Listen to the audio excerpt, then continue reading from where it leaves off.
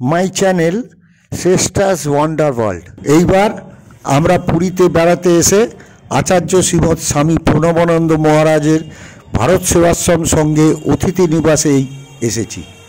প্রথমেই রয়েছে গুরুদেবের মন্দির। এই মন্দিরের লাগোয়া পাশেই আছে শিবের মন্দির। এই মন্দিরে সামনেই দেখতে পাচ্ছেন নন্দীর ছবি। এখানে রোজই পুজো অর্চনা হয়। এখন দেখতে পাচ্ছেন এই শিবলিঙ্গ, এই শিবলিঙ্গের রোজই পূজা অর্চনা হয়।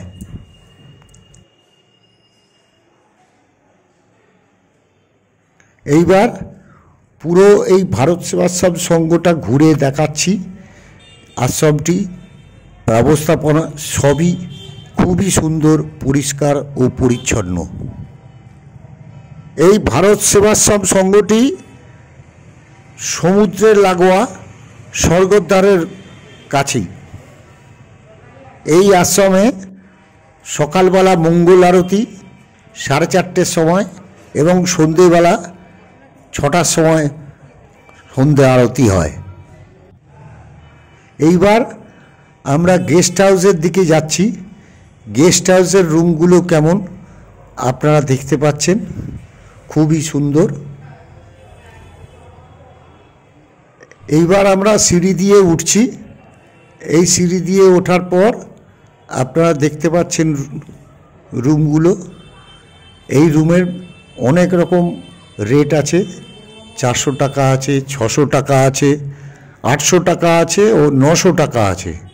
যার যেরকম সামর্থ্য সেই হিসেবে আপনার অ্যাভেলেবিলিটি থাকে, যদি অ্যাভেলেবেল হয়। কারণ অনলাইনে কোনো বুকিং হয় না বা মোবাইলেও কোনো বুকিং হয় না। ফার্স্ট কাম ফার্স্ট সার্ভ এটা বুকিং হয়। আমরা সন্ধে 7টার সময় ধৌলি এক্সপ্রেস থেকে নেবে সোজা ভারত সেবাশ্রম সঙ্গে এসেছিলাম এবং ওখানে অ্যাভেলেবেল ছিল রুম। আমরা রুম পেয়ে গেছি। এই জায়গাটি হলো ভোগ রান্নার জায়গা। এই ভোগ রান্নার জায়গাতে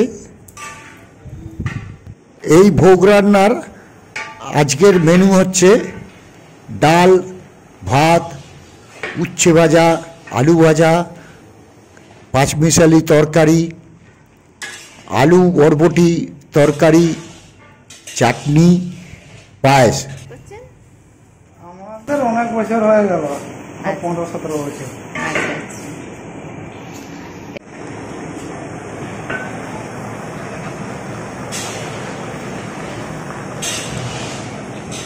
এখানে প্রতিদিন কত লোক খায়? 150 থেকে 200 লোক খায় এখানে প্রতিদিন। ভিড়ের সময় 250-300। ও, ভিড় যখন হয় 250-300। আর এখানে কখানা ঘর আছে? 140। সব শুদ্ধ?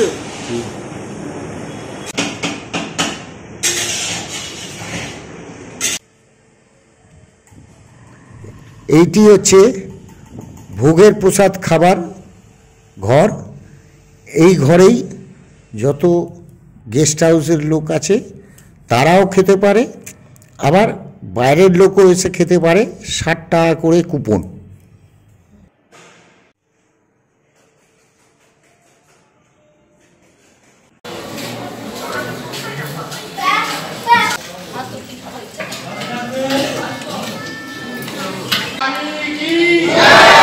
प्रभु श्री रामचंद्र भगवान